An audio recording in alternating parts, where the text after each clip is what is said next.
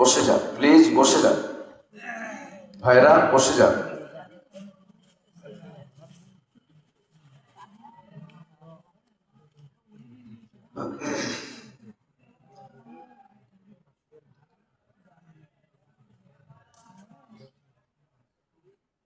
আলহামদুলিল্লাহ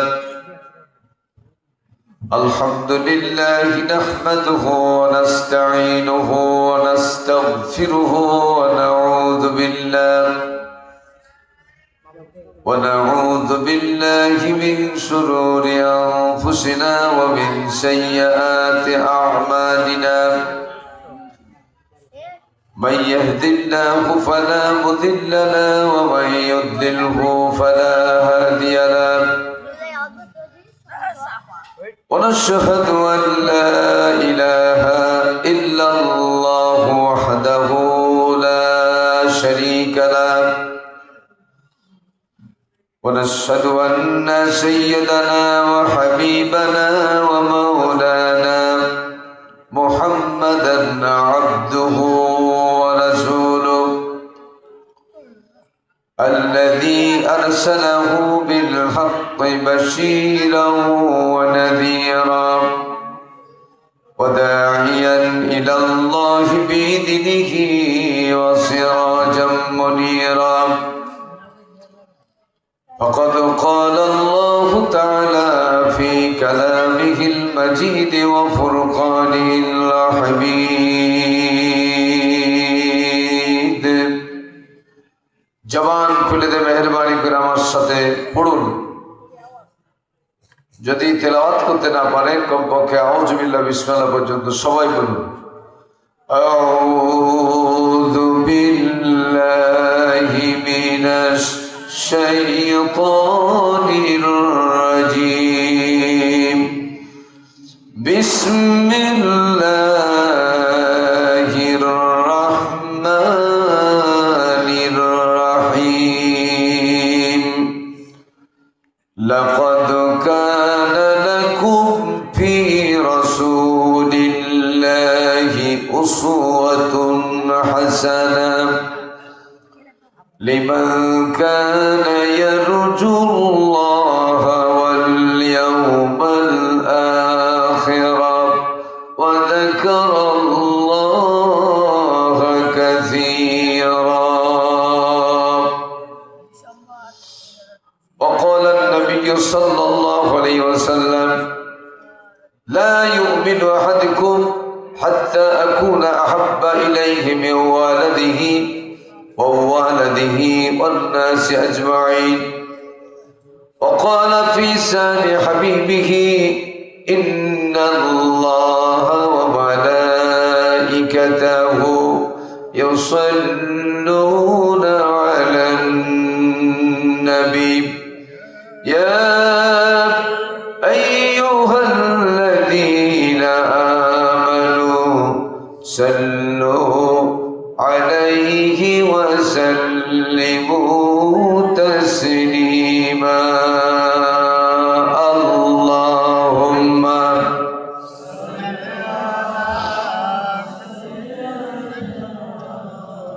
مولانا محمد وعلى آل سيدنا شفيعنا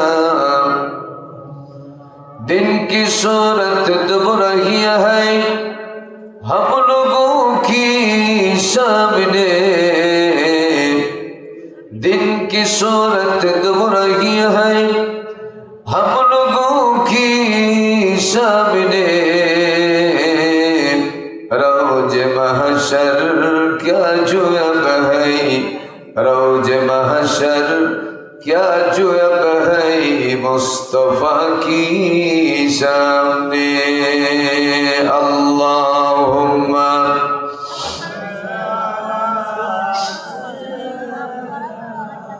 मौलाना मुहम्मद वअला आलि सय्यिदिना शफीइना मुहम्मद बलागल उला बिकमालिहि كشف الدجى بجماله حسنت جميع خصاله صلوا عليه وآله اللهم آمين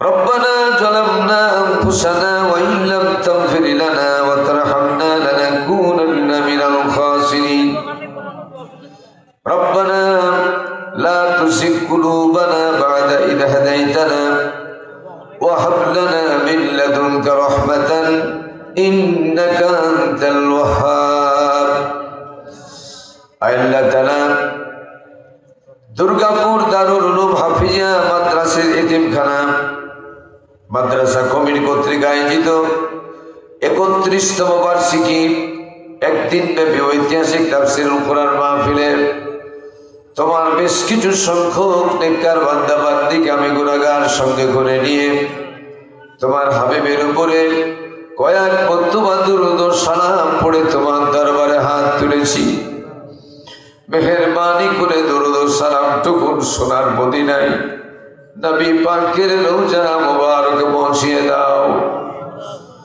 तमाम পৃথিবীর মাটির নিচে যত মুমিন মুমিনা আছেন সকলের আরওয়াহ পরে সওয়াব পৌঁছিয়ে দাও হে আল্লাহ তাআলা এই মাহফিল আয়োজন যারা করেছেন যারা অর্থ দিয়েছেন বুদ্ধি দিয়েছেন পরামর্শ দিয়েছেন আরামের ঘুম বর্জন করে কোরআন শোনার জন্য যারা এই ময়দানে উপস্থিত হয়েছেন কিয়ামতের দিন মুসিবতের সময় এই মাহফিল আমাদের সকলের জন্য নাজাতের জারিয়া বানিয়ে দিও আল্লাহ রব্বুল আলামিন যখনই যে অবস্থাতে তোমার দরবারে হাত উত্তোলন করি প্রতি মুহূর্তে মনে পড়ে যায় জনম দুঃখিনী স্তন্যদায়িনী মায়ের কথা মনে পড়ে যায় আব্বা জানের কথা জানি না কতজন বান্দা বান্দি হাত উত্তোলন করেছেন যার মা দুনিয়াতে নাই কতজন আছেন যার বাবা দুনিয়াতে নাই আবার এমন কতজন আছেন যার বাবাও নাই মাও নাই রব্বুল আলামিন তোমার নবীজি বলেছেন ওই ব্যক্তির চাইতে বড় হতভাগ্য কে আছে যে ব্যক্তি বাহির থেকে বাড়িতে আসার পরে দরজার সামনে দাঁড়ায়া মা মা বলে ডাকতে পারে না আব্বা বলে ডাকতে পারে না সারা জীবনের মতো শ্রেষ্ঠ নিয়ামত মা বাপ হারায় গেছে রব্বুল আলামিন যেমন তাদের খেদমত করার প্রয়োজন ছিল আমরা তেমন খেদমত সেবা করতে পারি নাই আল্লাহ তাআলা তাদের গুনাহ খাতা মাফ করে দিয়া সকলের দান সদকা কবুল করে নিয়া প্রত্যেকের পিতামাতার কবরগুলোকে জান্নাতের বাগান বানায়া দাও এই এলাকায় যত গোরস্থান আছে এই গোরস্থানে যত মায়াত শুয়ে আছে আল্লাহ তাআলা মেহেরবানি করে সবাইকে মাফ করে দাও আল্লাহ এই মাদ্রাসা যে নেক নিয়ত নিয়ে মাহফিল আয়োজন করেছেন মেহেরবানি করে তাদের নেক মাকসুদ আল্লাহ পূরণ করে দিও বক্তা এবং শ্রোতা উভয়ের হেদায়েতের জন্য যে কথাগুলি একান্ত প্রয়োজন মেহেরবানি করে দয়া করে তোমার গোলাম আব্দুল বাসিরের জবান থেকে আল্লাহ উপস্থাপন করে নিও সভাপতি সেক্রেটারি ক্যাশিয়ার মহোদয় সহ আজকের মাহফিলের সভাপতি প্রধান অতিথি মহোদয় আছেন প্রত্যেকের প্রতি প্রত্যেকের পরিবার প্রতি খাস রহমত নাজিল করে দাও ইয়া রব করম তগর করে ও বাদ দে জমা কো जो दिल पर असर करे रब्बना तक़ब्बल मिन्ना इन्नका अंतस समीउल अलीम व तुब अलैना या मौलाना इन्नका अंतत तव्वाबुर रहीम सुब्हान रब्बिका रब्बिल इज्जति अम्मा यसिफून व सलामुन अलल मुरसलीन वल्हम्दुलिल्लाहि रब्बिल आलामीन একটু প্রাণ খুলে অন্তর খুলে জোরে জোরে জিকির করুন লা ইলাহা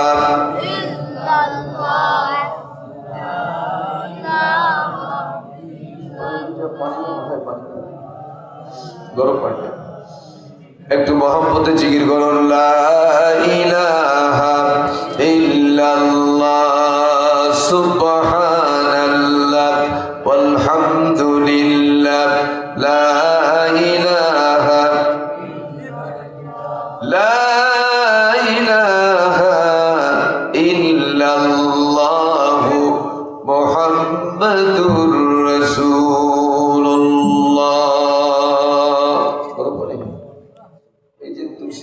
পানি যেটা পানি চাইছিল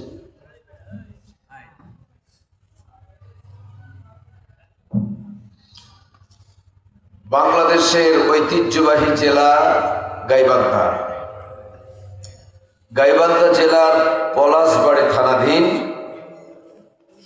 দুর্গাপুর দারুল উলুম হাফিজিয়া মাদ্রাসা এতিমখানা কমিটি কর্তৃক আয়োজিত 31তম বার্ষিকী একদিন ব্যাপী ঐতিহাসিক তাফসীর কোরআন মাহফিলের সম্মানিত সভাপতি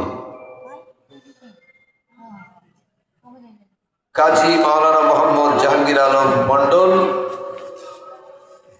আল্লাহ তার হায়াতে তৈয়বা সিহাতে কুলিয়া দান করুন। চিৎকার মেরে বলেন আমিন।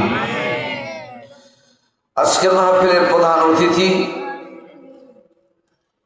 উপজেলা পরিবার পরিকল্পনা কর্মকর্তা সাদুল্লাহপুর গাইবান্ধার জনাব মোহাম্মদ বাদশাহ আলম সরকার, আল্লাহ তার প্রতি তার পরিবারের প্রতি খাস রহমত নাজিল করুন। সভাপতি এবং প্রধান অতিথি মহোদয়ের ব্যাপারে আল্লাহ তোমার দরবারে আমি মুসাফির হিসেবে একটা দরখাস্ত করে গেলাম। জীবনে আর কখনো কোনোদিন দেখা হবে কিনা জানি না, আল্লাহ খানায় কাবা জিয়ারত না করে এই দুজনকে তুমি কবরে ডাক দিও না। একটু জবান খুলে বলবেন না আমি? আবার জোরে বলবেন না আমি?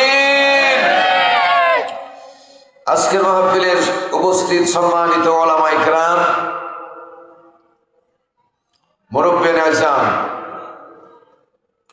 অত্র মাহফিলে আমার চাঁপাইনবাবগঞ্জ থেকে আগত আমার সফর সঙ্গী হাফেজ কোরআন বিশিষ্ট আলেমে দ্বীন চাঁপাইনবাবগঞ্জ জেলা মডেল মসজিদের সম্মানিত ইমাম জনাব হাফিজ মাওলানা মুখতার আলী সাহেব, আল্লাহ তার হায়াতে তৈয়বা দান করুন, সিহাতে কুলে দান করুন, বলেন আমিন। আজকের মাহফিলে উপস্থিত সম্মানিত মুরব্বিয়ান আযম, বড় ভাইয়েরা, সমবয়সী ভাইয়েরা, স্নেহের কচিকাচারা, পর্দার অন্তরালে অপেক্ষামান সম্মানিত মা বোনেরা ও মেয়েরা, প্রথমে সালাম জানিয়েছি, দোয়ার নিয়মে আবার সালাম জানাচ্ছি। আসসালামু আলাইকুম ওয়া রাহমাতুল্লাহ। মহান রবের দরবারে শুকরগুজার হচ্ছি যে রব প্রচন্ড ঠান্ডা উপেক্ষা করে রাসূলের পবিত্র জবানে আখ্যা দেওয়া জান্নাতের বাগানে রাসূলকে জন্ম থেকে ওফাত পর্যন্ত একটাও কখনো মিথ্যে কথা বলেছেন? জোরে বলেন। সে রাসূল বলেছেন মাজালিসুল ইলম হিয়া রাউজাতুম মিন রিয়াজিল জান্নাহ। আজকের এই ময়দানকে রাসূল জান্নাতের বাগান আখ্যা দান করেছেন। চিৎকার মেরে বলেন আলহামদুলিল্লাহ। আমরা জান্নাতের বাগানে অবস্থান করছি, এই কথার ভেতরে কারোর কি কোনো সন্দেহ আছে? সন্দেহ থাকলে ঈমান থাকবে? এই জান্নাতের বাগানে যে রব আমাদেরকে দয়া করে বসার তৌফিক এনায়েত করলেন, তার দরবারে শুকরিয়া আদায় করা প্রয়োজন আছে না নাই? জবান খুলে উচ্চ আওয়াজে চিৎকার করে জোরে সোরে পড়ছি আলহামদুলিল্লাহ। বলছি রব্বানা লাকাল হামদ হামদান কাসীরান তাইয়্যিবান মুবারাকান ফি। লাখো কোটি দুরূদ ও সালাম বর্ষিত হোক সাইয়্যিদুল মুরসালিন আহমদে মুজতবা মুহাম্মদে মুস্তাফা, জোরে বলি সাল্লাল্লাহু আলাইহি সাল্লাম। আবার বলি সাল্লাল্লাহু আলাইহি সাল্লাম। আপনাদের সামনে এতক্ষণ পর্যন্ত আলোচনা রাখলেন আমার স্নেহস্পদ ছোট ভাই হাফেজ মাওলানা মুফতি আনিসুর রহমান ফারুকি লালমনিরহাট। তিনি অত্যন্ত গুরুত্বপূর্ণ, তাৎপর্যপূর্ণ এবং সমসাময়িক অত্যন্ত গুরুত্বপূর্ণ আলোচনা তিনি রেখেছেন। যে কথাগুলি তিনি বলেছেন, আল্লাহ আমাদের সবাইকে কথাগুলি আমল করার তৌফিক দান করুন এবং কোরআনের নূর দিয়া তার সিনাকে আল্লাহ তাআলা আরো প্রশস্ত করে দিন। আমি আপনাদের সামনে সূরা আল আহজাব থেকে 22 নম্বর আয়াত তেলাওয়াত করেছি। এই আয়াতের উপরে যে আল্লাহ আমাকে কনফিডেন্স দিয়েছে, এর উপরে আলোচনা আমি সঠিকভাবে যেন করতে পারি, আল্লাহ আমাকে তৌফিক দান করুন, বলেন আমিন। সুবহানাকা লা ইলমা লানা ইল্লা মা আল্লামতানা আলাইহি তাওয়াক্কালতু ওয়া ইলাইহি উনীব। চিৎকার মেরে বলেন আমিন। লাখো কোটি দরুদ সালাম মুর্শিদ সাইয়্যিদুল মুরসালিন আহমদ মুজতবা মুহাম্মদ মুস্তাফা, জোরে বলি সাল্লাল্লাহু আলাইহি সাল্লাম। আরেকটা বার জোরে বলি সাল্লাল্লাহু আলাইহি সাল্লাম। আমি একেবারে কোনো ভূমিকা করব না, একেবারে আমার পঠিত আয়াতের উপরে আমি আলোচনা করার চেষ্টা করব ইনশাআল্লাহ। একটু মনোযোগ দিয়ে, দুইজন দাঁড়িয়ে আছেন ভাই, আপনারা বসুন ভাই। ভাই কোরআনের মাহফিলে একটু সম্মানের সাথে বসেন, আল্লাহ খুশি হবে। আপনি যদি বাড়ি থেকে না আসতেন, আপনাকে পিটিয়ে নিয়ে আসা যেত না। না আসলে আপনাদের বিরুদ্ধে কোনো মামলা করা যেত না। যখন এসেছেন তখন আল্লাহর কোরআনের সম্মানার্থে সবাই বসে পড়ুন, একটা মানুষ দাঁড়িয়ে থাকবেন না। আল্লাহ তৌফিক দিন বলি আমিন। আল্লাহ পাক বলছেন, পড়েন আমার সাথে সবাই, আউযু বিল্লাহি মিনাশ শাইতানির রাজিম। জোরে বলুন বিসমিল্লাহির রাহমানির রাহিম। বিচারিত মাদ্দুদ শয়তান ওয়াসওয়াসা থেকে আল্লাহর কাছে বানাচ্ছে, পরম করুণাময় আল্লাহ তাআলার নামে শুরু করছি। লাকাদ কানা লাকুম ফি রাসূলিল্লাহি উসওয়াতুন হাসানাহ লিমান কানা ইয়ারজুল্লাহা ওয়াল ইয়াওমাল আখির ওয়া যাকারাল্লাহা কাসীরা। চিৎকার মেরে বলেন আল্লাহু আকবার। আবার বলেন আল্লাহু আকবার। কেন বলবো? লাভ যেখানে আমরাও, আমার ভাষা কি বোঝা যায়? লাভ নাই যেখানে আমরাও নাই সেখানে। আমাদের এটাই হওয়া উচিত, ঠিক না ঠিক? দুই নাম্বার, আজকের মাহফিলটা কোনো দলীয় মাহফিল না, কোনো দলের পক্ষে মাহফিল না, কোনো দলের বিপক্ষে মাহফিল না। আজকের মাহফিল হলো মুসলমানদের জন্য মাহফিল। কাদের জন্য? মুসলমানদের জন্য। কথা কি পরিষ্কার হয়েছে? মাশাআল্লাহ। কারণ কিয়ামতের ময়দানে অমুক দল করতে হবে জন্য জান্নাত যাবেন, অমুক দল করতে হবে জন্য জাহান্নামে যাবেন, এই কথা নয়। আমল যার ভালো সে জান্নাত যাবে, আমল যার খারাপ সে জাহান্নামে যাবে। কথা পরিষ্কার? মাশাআল্লাহ। এই নিয়তে আমরা মুসলমান আছি কিনা, এই ব্যাপারে আমার আলোচনা হবে আজকে, যে আমরা মুসলমান আছি কিনা। আল্লাহ রাব্বুল আলামিন বলছেন, তোমাদের জন্য আল্লাহ রাসূলের মধ্যে রয়েছে মহত্তম আদর্শ। রাসূল পাক সাল্লাল্লাহু আলাইহি সাল্লাম ছিলেন একজন আদর্শ নেতা।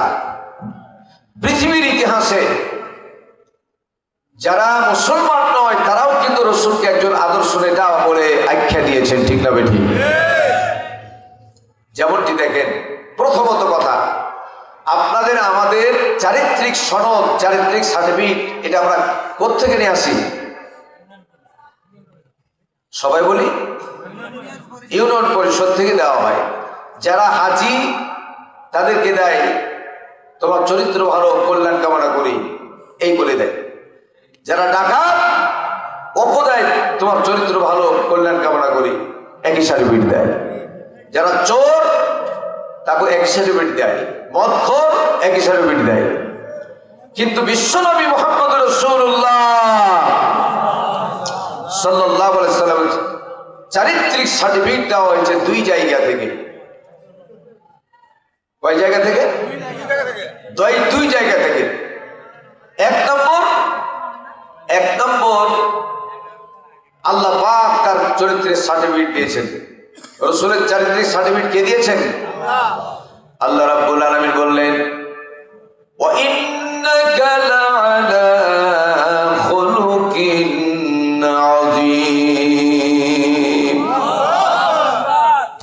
যেমনটি দরকার তেমনটি হয়নি।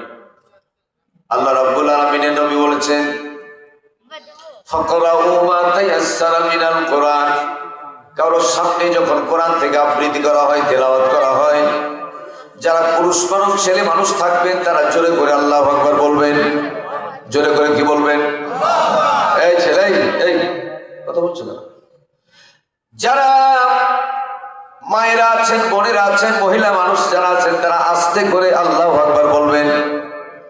লাভ কি আছে?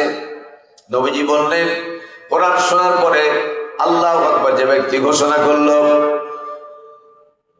মৃত্যুর পরে ফাইসালা হলো জাহান্নাম, কিন্তু জীবনে আল্লাহর কোরআন শোনার পরে একটাবার আল্লাহু আকবার ঘোষণা করেছিল, যার কারণে আল্লাহু আকবার বলার কারণে একটা সেকেন্ডের জন্য জাহান্নামের আগুন কোনোদিন তাকে স্পর্শ করবে না।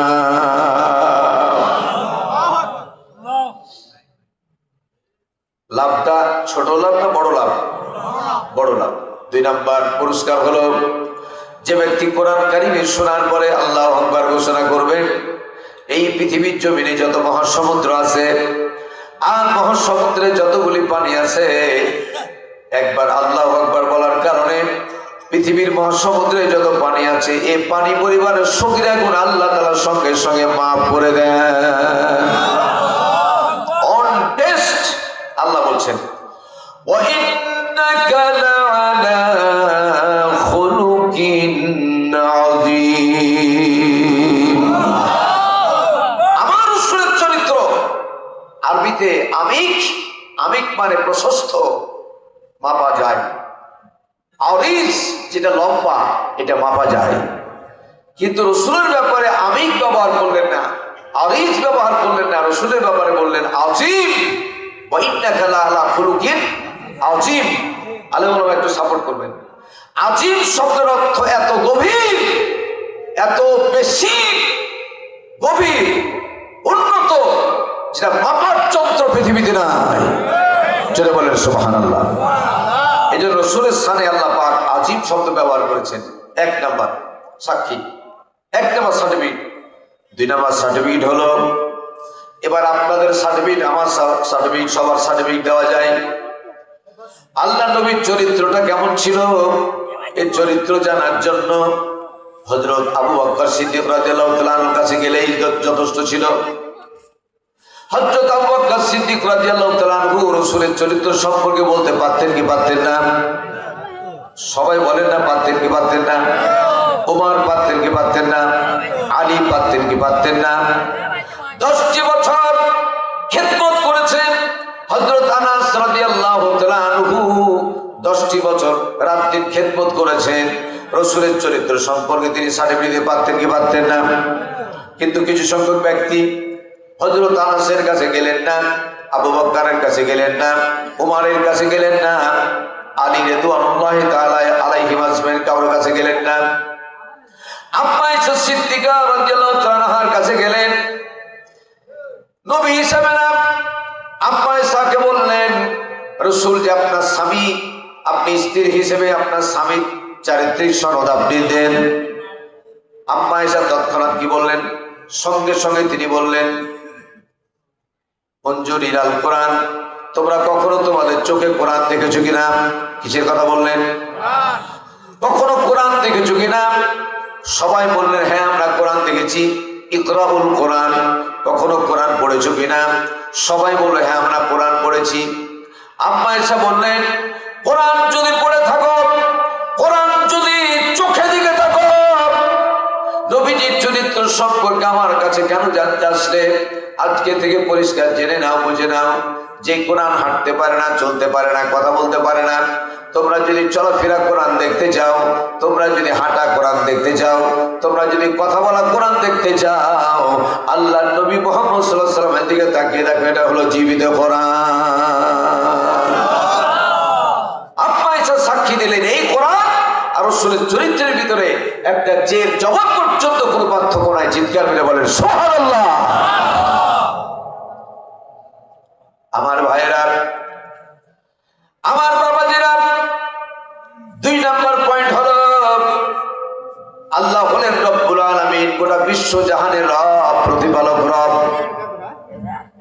আর রাসূল সম্পর্কে আল্লাহ পাক বললেন, আল্লাহ পাক ঘোষণা করলেন, আমি হলাম রব্বুল আলামিন। আর রাসূল সম্পর্কে বললেন রাহমাতুল লিল আলামিন। আল্লাহ পাক, আমি হলাম বিশ্ব জাহানের সমগ্র সৃষ্টির জন্য আমি হলাম রব।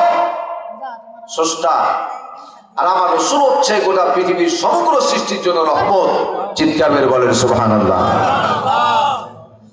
আল্লাহ নবী গোটা সৃষ্টির জন্য রহমত, তার প্রমাণ কি? আমার দিকে তাকান, এদিকে তাকান। তাফসীরে তাবারীর মধ্যে এসেছে রাসূল পাক সাল্লাল্লাহু আলাইহি ওয়াসাল্লাম 22 জন সাহাবীকে সাথে করে নিয়ে একটা এলাকা দিয়া আর একটা ময়দান অতিক্রম করে যাচ্ছিলেন। একটা এলাকা পার হয়ে মাঝে একটা ময়দান অতিক্রম করে আর একটা গ্রামে যেমন উঠেছেন, দেখতে পেলেন একটা মাদি উট শুয়ে আছে। মাদি উট মানে মেয়ে উট, মহিলা উট। আল্লাহ নবী যেমন উটের সামনে হাজির হলেন, সঙ্গে সঙ্গে উটটা শোয়া থেকে দাঁড়িয়ে গেল। দাঁড়ার সাথে সাথে চোখ দিয়ে দরদর করে পানি পড়া আরম্ভ করলো। আল্লাহ নবী, দয়াল নবী রাহমাতুল লিল আলামিন তৎক্ষণাৎ বললেন, সাহাবীরা রে, তোমরা 10 জন এদিকে যাও, 5 জন এদিকে যাও, 6 জন এদিকে যাও। উটের দায়িত্বশীল মালিক যেখানে পাবা সেখান থেকে আমার কাছে তারে নিয়ে আসো। প্রায় 40 মিনিট পরে উটের মালিককে নিয়ে আসা হলো। রাহমাতুল লিল আলামিন এই উঠ, এই ছাড়, উঠ উঠ, এই ওরম কর কেন রে?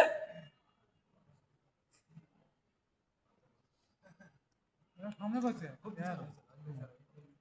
এই ভাগা আমার সামনে আসতে পারে নাই তো। ভাগা ভাগা। রাহমাতুল লিল আলামিন আর কথা বলিও না, থাক। 40 মিনিট পরে যখন উটের রাখাল আসলো, উটের মালিক যখন আসলেন, আল্লাহ নবী সঙ্গে সঙ্গে তাকে বললেন, তোমার 2টা অপরাধ তুমি করেছো। কয়টা অপরাধ? 1 নম্বর অপরাধ হলো তোমার উটের যতটা মাল বহন করতে পারবে তার চেয়ে অতিরিক্ত মাল কেন তুমি বোঝা চাপিয়েছ। 2 নম্বর হলো দীর্ঘ সময় এত কষ্ট করে মালামাল বহন করে নিয়ে আসলো, কিন্তু খাবার কেন দাওনি? উটের মালিক অ্যাস্টনিশড হয়ে গেল, অবাক হয়ে গেল। যখন আমি উটের উপরে মাল বহন করি তখন তুমি ছিলে না, উটের থেকে মাল যখন নামাই তখনও ছিলে না। অতিরিক্ত মাল বহন করে নিয়েছি, রাস্তায় তুমি দেখোনি, কেমন করে জানলে? তোমার পরিচয় কি? আল্লাহ নবী তখনও পরিচয় দিলেন না। নবীজি সঙ্গে সঙ্গে বললেন, তোমার উট চোখ দিয়ে যে দরদর করে পানি পড়ছে, তোমার উট যে ক্ষুধার্ত, তোমার উটে মাত্রা অতিরিক্ত যে বোঝা চাপিয়েছ, তোমার উটের চোখ দিয়ে যে পানি পড়তেছে, পানিতে আমাকে বলে দিয়েছে। উটের মালিক অবাক চিত্তে বলতেছে, চোখের পানির ভাব কথা যখন আপনি বুঝেন, আপনি কোন সাধারণ মানুষ হতে পারেন না, আপনার পরিচয় আপনি দিন। নবীজি তৎক্ষণাৎ বললেন, আমি হলাম বিশ্ব নবী মুহাম্মদ রাসূলুল্লাহ। মুহাম্মদে পড়েন সাল্লাল্লাহু আলাইহি সাল্লাম। তৎক্ষণাৎ উটের মালিক বললেন, আমার উটে এত বোঝা চাপিয়েছি তখন আপনি ছিলেন না, বোঝা যখন নামায় তখন আপনি ছিলেন না, খেতে দেইনি এটাও দেখেন নাই। না দেখার পরে আমার অবস্থান তিল তিল করে স্পষ্ট করে যে মানুষ বলে দিতে পারে, এটা কোনো সাধারণ মানুষ হতে পারে না, আপনি যে বিশ্ব নবী, এতে আমার কোনো সন্দেহ নাই। ইয়া রাসূলুল্লাহ, এক মুহূর্ত দেরি না করে এই মুহূর্তে আমাকে সুন্দর ধর্মের ভিতরে দীক্ষিত করে নিন, আমাকে কালমা পড়ে মুসলমান বানায় দিন। তখন আল্লাহ নবী তার হাতটা লম্বা করলেন। ওই আগত ব্যক্তি হাতটা উটের মালিক হাতটা দিয়া নবীজি বললেন, বলো। আপনারা সবাই বলেন, আশহাদু আল্লা ইলাহা ইল্লাল্লাহু ওয়া আশহাদু আন্না মুহাম্মাদান আবদুহু ওয়া রাসূলুহু। চিৎকার মেরে বলে মারহাবা। আমার মায়েরা,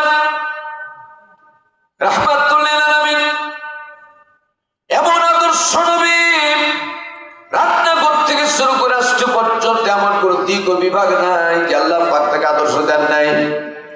একদিকে ছিলেন তিনি গোটা পৃথিবীর প্রেসিডেন্টের আদর্শ ছিল কি ছিল না? রাসূলের মধ্যে প্রেসিডেন্টের আদর্শ ছিল না? ছিল না? প্রধান সেনাপতির আদর্শ ছিল কি ছিল না? জোরে বলেন ছিল কি ছিল না? স্ত্রী হিসেবে স্বামী, স্বামী স্ত্রী এর মধ্যে স্বামী হিসেবে তার আদর্শ ছিল কি ছিল না? জবান খুলে বলেন জোরে ছিল কি ছিল না? আমার ভাইরা, ব্যবসায়িক হিসেবে পৃথিবীর শ্রেষ্ঠ ব্যবসায়িক আল্লাহ রসুল ছিলেন, কথা বলেন ঠিক কিনা? আমার ভাইরা, রসুলের মধ্যে রয়েছে প্রেসিডেন্টের আদর্শ, সেনাপতির আদর্শ, এতিমের আদর্শ, স্বামীর আদর্শ, বাবার আদর্শ। এমন কোন আদর্শ নাই যে আল্লাহ পাক তাকে দান করেন নাই। এক নম্বর আদর্শ নিয়ে আলোচনা করি। আল্লাহ পাক বললেন, আলাম ইয়াজিদিকা ইয়াতীমান ফাআওয়া। হে রাসূল, আপনাকে কি আমি এতিম হিসেবে পাই নাই? আপনাকে এতিম হিসেবে পেয়েছিলাম, কিন্তু এতিম রাখি নাই। গোটা বিশ্বের সমস্ত মানুষের ভিতরে, সৃষ্টি জগতের মধ্যে আল্লাহ পাক আপনাকে সব জায়গায় সম্মান বেশি দান করে দিয়েছি। ভাইরা আমার, বাবাজিরা আমার, এতিমের কথাটা কেন আসলো এখানে? এতিমের আদর্শ বলতে আমরা বছরে দুইটা ঈদ আদায় করি। একটা হলো কোরবানির ঈদ, একটা হলো রমজান মাসের ঈদ। চিৎকার মেরে বলেন ঠিক কিনা? জোরে বলেন ঠিক কিনা? কিতাবটার নাম হলো আমার ভাইরা সামাইলে তিরমিজি। সামাইলে তিরমিজি আর একটা কিতাব আংশিক এসেছে সিরাত ইবনে হিসাম। দুইখান কিতাবের মধ্য থেকে আমি বলতেছি, ঈদের দিন বিশ্বনবী মুহাম্মদ সাল্লাল্লাহু আলাইহি ওয়াসাল্লাম 42 জন সেনাপতি সাহাবীকে সঙ্গে করে নিয়ে ঈদের ময়দানে যাচ্ছেন। কোথায় যাচ্ছেন? ঈদের ময়দানে।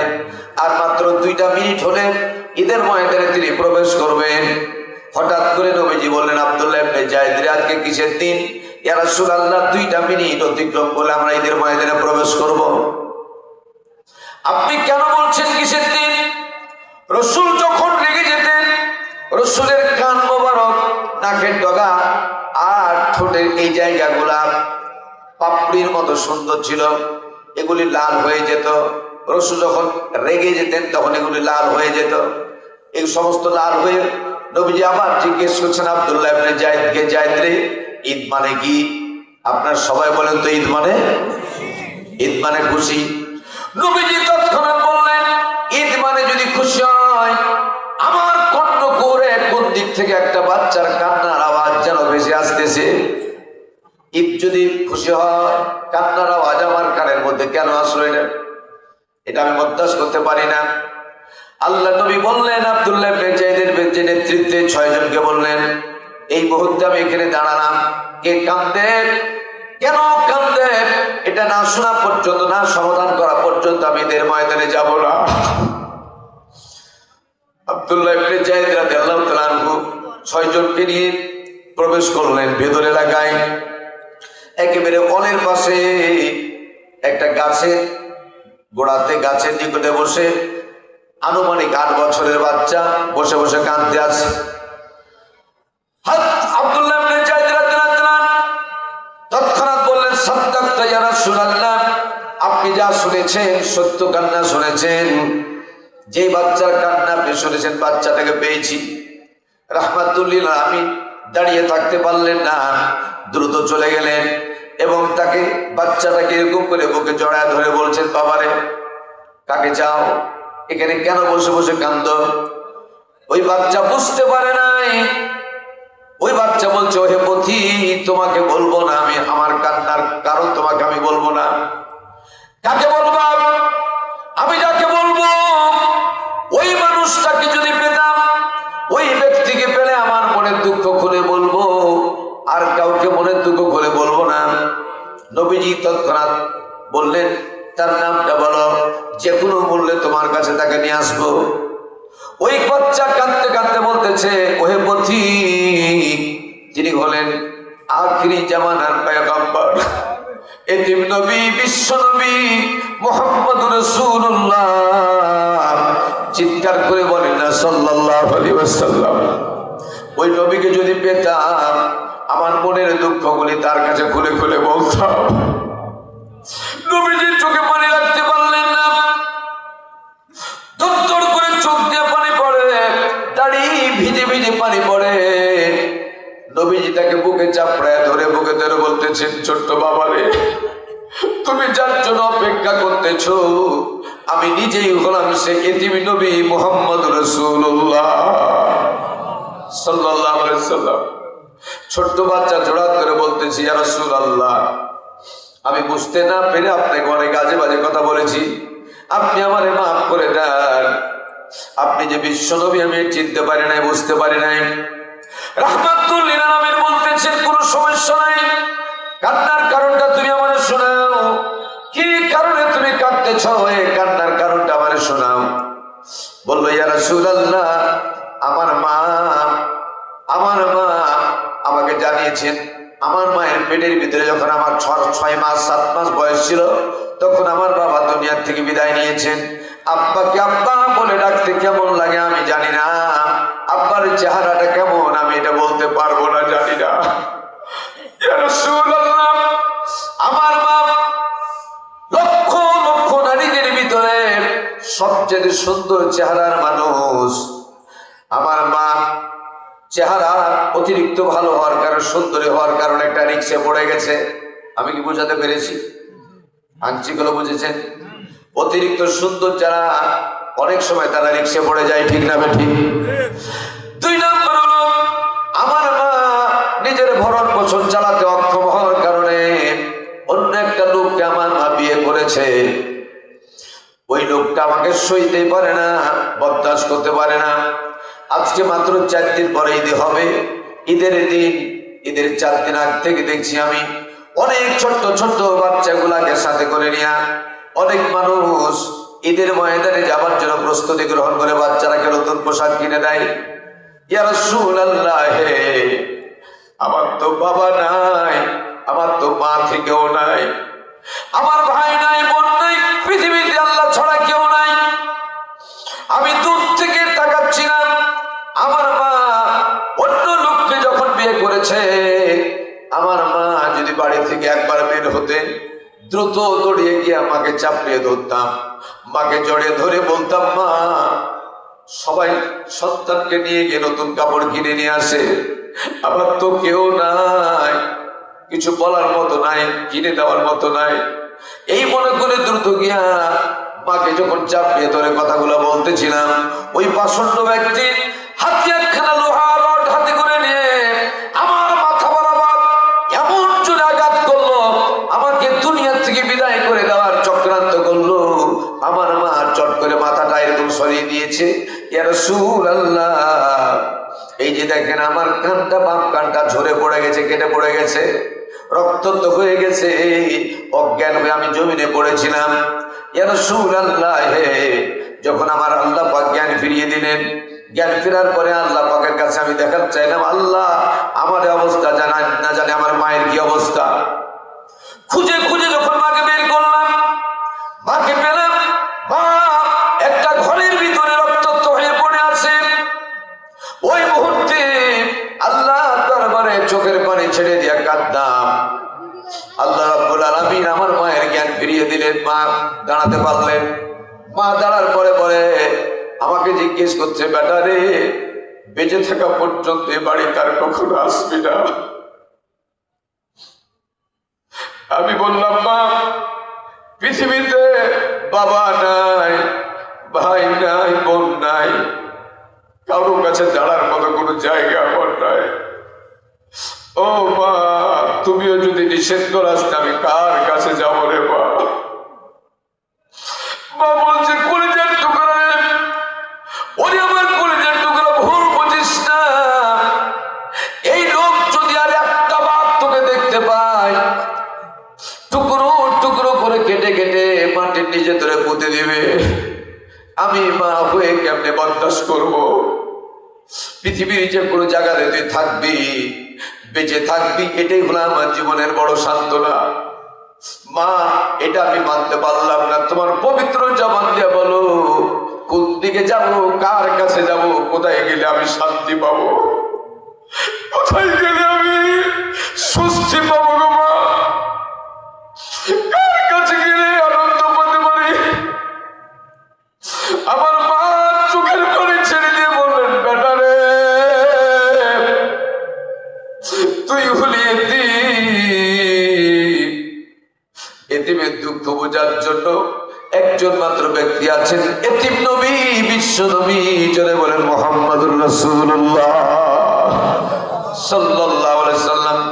ওই নবী ছাড়া তোমার মনের দুঃখ কেউ বুঝবে না, ওই নবী ছাড়া তোমার মনের কষ্ট কেউ বুঝবে না। নবীজি যখন এই কথাগুলি যখন শুনতেছিলেন, নবীজি চোখের পানি দাঁড়িয়ে কাপড় ভিজে ভিজে পানিতে পড়তেছিল।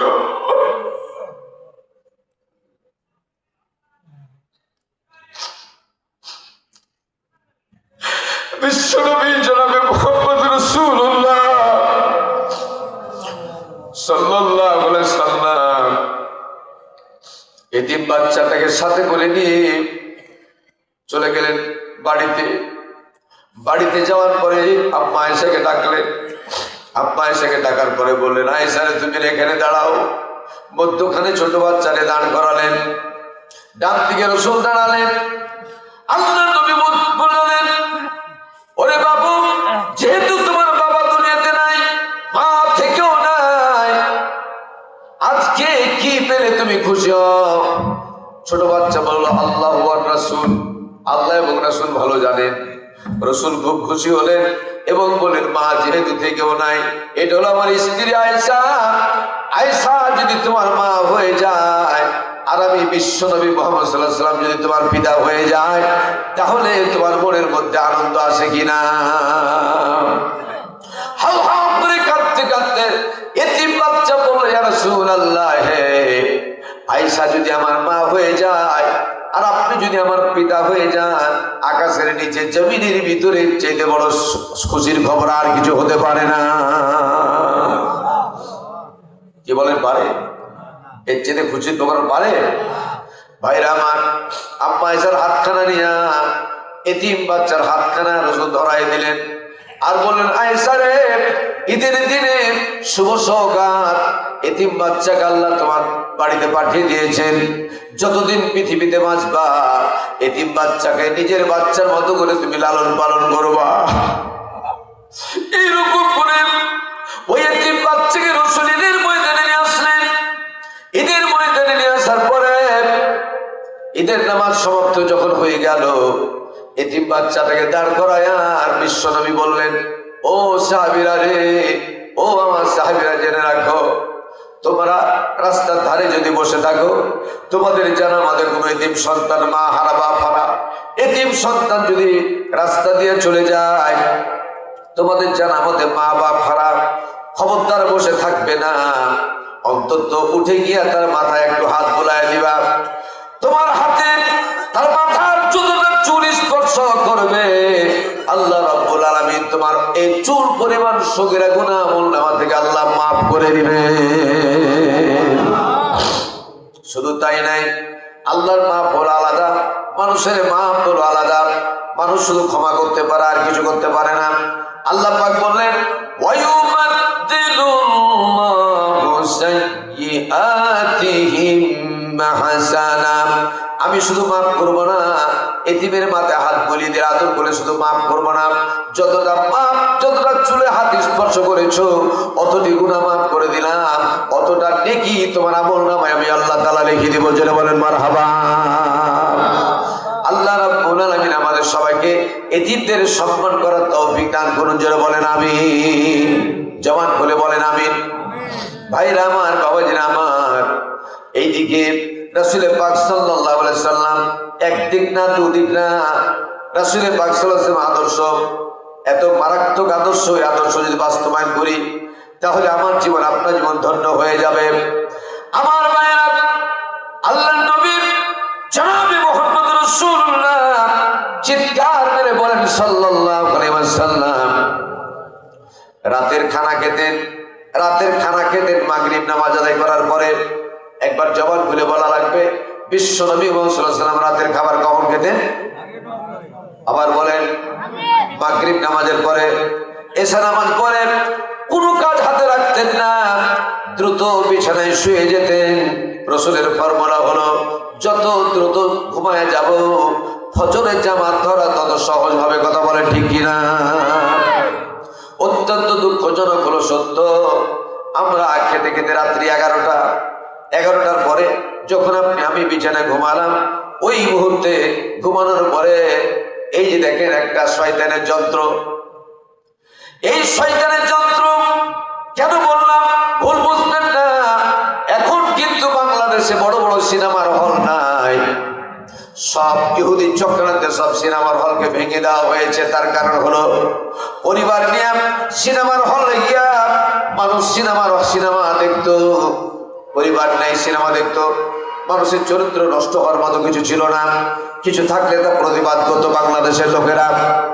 এই জন্য এই সিনেমার হলকে ভেঙে দেওয়া, প্রত্যেকটা যুবতীর চরিত্র নষ্ট করার জন্য, প্রত্যেকটা ম্যাক্সিমাম যুবকের চরিত্র নষ্ট করার জন্য, ঈমান হারার জন্য এই শয়তানের বাক্স, মোবাইল নামক শয়তানের বাক্সটা, সিনেমার হলটা প্রত্যেকটা মেয়ের ভ্যানাটি ব্যাগের মধ্যে ভরে দিয়েছে, আর যুবকের পকেটের মধ্যে সিনেমার হল ভরে দিয়েছে। চিৎকার মেরে বলেন ঠিক কিনা?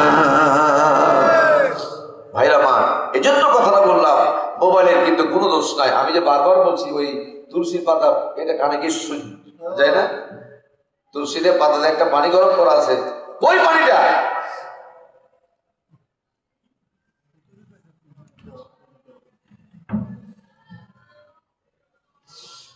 আমি বুঝাতে পারছি না।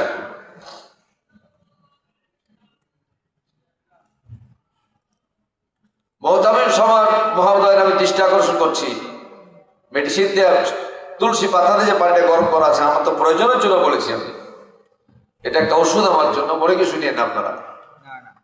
আমার লাংসের একটু সমস্যা হয়েছে, এই জন্য ডাক্তার আমাকে এই গরম পানি আদা দিয়ে পানি খেতে বলেছে, চা নয়। বলে কিছু করবেন নাকি?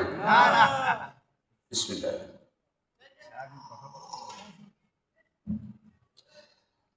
আমি বলতেছিলাম ভাইরা আমার, বাবাজিরা আমার, মোবাইলের কোনো দোষ নাই। মোবাইল যিনি হাতে চালাবেন, রিমোট কন্ট্রোলের কোনো দোষ নাই, রিমোট কন্ট্রোল যিনি চালাবেন তার দোষ। কথা বলেন ঠিক কিনা? টেলিভিশনের কোনো দোষ নাই, দোষ হলো আমার। মোবাইলের কোনো দোষ নাই, দোষ হলো আমার। যেন বলেন ঠিক কিনা? ইচ্ছা করলে ইন্টারনেটের মাধ্যমে আপনি জান্নাত কামাই করতে পারবেন, ইচ্ছা করলে আপনি জাহান্নামে চলে যাবেন। চিৎকার মেরে বলেন ঠিক কিনা?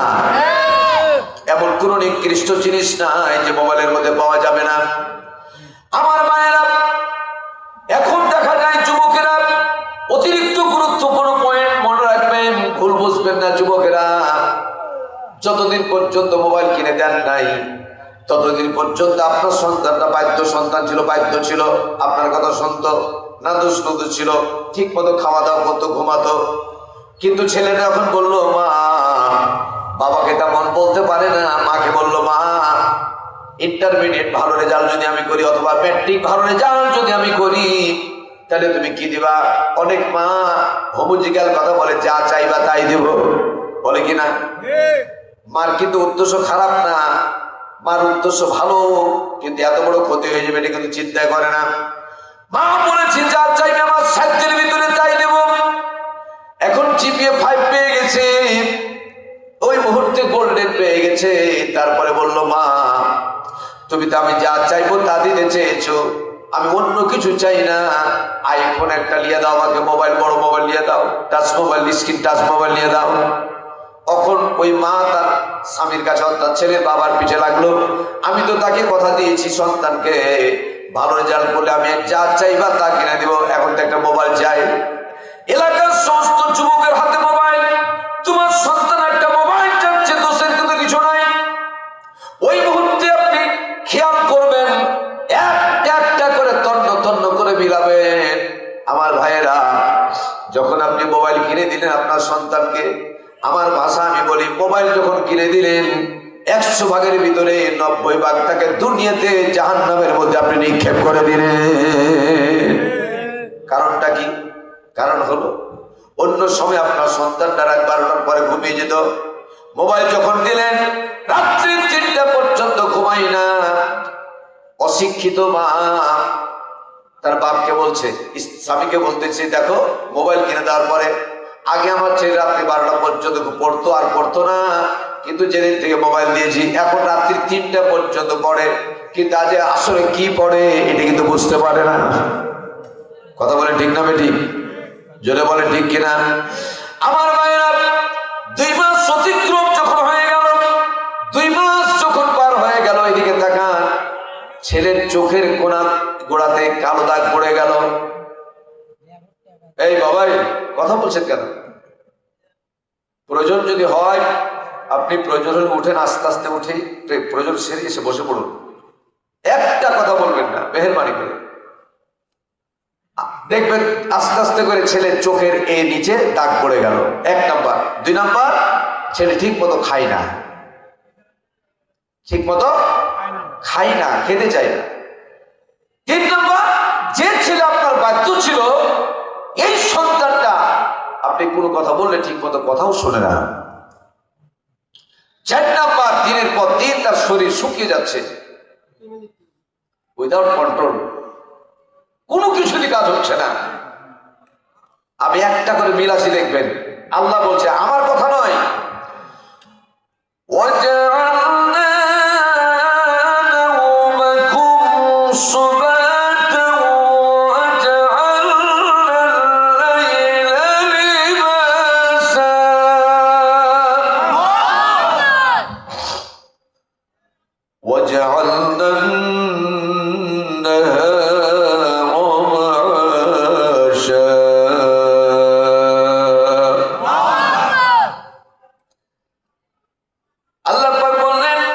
রাত্রিকে আমি আরামদায়ক হিসেবে বানিয়েছি। কোন বান্দা বান্দি যখন রাত্রিবেলা ঘুমাবে, 6 থেকে 7 ঘন্টা যদি রাতের ঘুম হয়ে যায়, আলো জেলে ঘুমালে হবে না, ডিম লাইট জেলে ঘুমালে হবে না, আন্ধারে ঘুমাতে হবে, অন্ধকারে ঘুমানো লাগবে। অন্ধকারের সাথে মানুষের একটা নেগেটিভ পজিটিভ আল্লাহ একটা সৃষ্টি করেছেন। মজা করে শুনেন, খুব মজা করে বলতে গুরুত্ব দিয়ে শুনেন। প্রত্যেকটা মানুষের পিছনের এই ঘাড়ের জায়গাটাকে স্পাইনাল কর্ড বলে। যখন আপনার রাতের আধারের 6 ঘন্টা প্লাস ঘুম হয়ে যাবে, এই স্পাইনাল কর্ডের নিচে ডোমর নাম শুনেছেন? ডোমর শুনেছেন না? আচ্ছা, ডোমরের আকার করে এত বড় নীল বর্ণের এক পদার্থ তৈরি হবে স্পাইনাল কর্ডের এই জায়গাতে, যে পদার্থটার নাম হচ্ছে মেলাটোনিন। কি হবে পদার্থটার নাম? কি? মেলাটোনিন। মেলাটোনিন, এই মেলাটোনিন তখনই তৈরি হবে যখন আপনি আন্ধারে অন্ধকারে যখন ঘুমাবেন। লাইট জেলে ঘুমালে 20 ঘন্টা ঘুমাইলেও কিন্তু মেলাটোনিন তৈরি হবে না। ঘুমাইতে হবে কিভাবে? অন্ধকারে। বলেন সবাই, অন্ধকারে ঘুমাইতে হবে। শান্তির ঘুম অন্ধকারে ঘুমাইতে হবে, তাহলে মেলাটোনিন তৈরি হবে। আর মেলাটোনিন যদি তৈরি হয় তাহলে আপনার খিদা লাগবে। খিদা লাগলে খেতে পারবেন, কাজে মন বসবে, অফিসে মন বসবে, কৃষিকাজে মন বসবে, ব্যবসাতে মন বসবে, রান্না বান্না করতে মন বসবে, সংসারে মন বসবে। কিন্তু মেলাটোনিন যদি তৈরি না হয়, পৃথিবীর কোন শক্তি আপনাকে কোনো কাজ করাতে পারবে না। আমি কি পরিষ্কার বুঝাতে পেরেছি? আমার ভাইয়েরা, এই জন্য আল্লাহ রাব্বুল আলামিন নবী নামাজ পড়ে ঘুমিয়ে যাবেন। ঘুমিয়ে পড়েছেন, আদর্শ দেখেন, ঘুমিয়ে পড়েছেন। 80 বছরে হঠাৎ করে দরজাকে নক করলো। এটা মাসলা জেনে নেন। রাত্রিবেলা গভীর রাত্রে দরজা যখন লাগাবেন, আয়াতুল কুরসি পাঠ করে দরজায় ফু দিয়ে দিবেন। কি পাঠ করে ফু দিবেন? আয়াতুল কুরসি। এই মাদ্রাসার ছোট্ট বাচ্চা কত সুন্দর আয়াতুল কুরসি পাঠ করতে পারলো, আলহামদুলিল্লাহ বলেন। আল্লাহ তাআলা এই মাদ্রাসার সন্তানগুলোকে, ছাত্রগুলোকে আল্লাহ সহি হাফেজ এবং আলেমে দ্বীন বানায় দিন, জোরে বলেন আমিন। আমার ভাইয়েরা, আয়াতুল কুরসি পড়ে দরজায় আপনি একবার ফু দিবেন। আর যদি সম্ভব হয় কুল হুয়াল্লাহু আহাদ 3 বার পাঠ করবেন, কুল আউযু বিরাব্বিল ফালাক 3 বার পাঠ করবেন, কুল আউযু বিরাব্বিন নাস 3 বার পাঠ করে এটা আপনি যে ঘরের মধ্যে ঢুকবেন, ঘরের দরজায় ফু দিয়ে ঘুমিয়ে যাবেন, অন্ধকারে ঘুমাবেন। প্রথম কারণ হলো গভীর রজনীতে দরজা যদি একটাবার কেউ নক করে, খবরদার দরজা খুলবেন না। কারণ শয়তান জিন শয়তান কখনো একাধিকবার নক করবে না, একবারই নক করবে। জিন শয়তান কয়বার নক করে? কথাগুলো জেনে নিন ভালো করে, কয়বার নক করবে? আর মানুষ যদি হয়, ভালো হোক কালো হোক ডাকাত হোক চোর হোক, একাধিকবার নক করবে। আল্লাহ নবী ঘুমিয়ে আছেন, শুয়ে আছেন, এখনো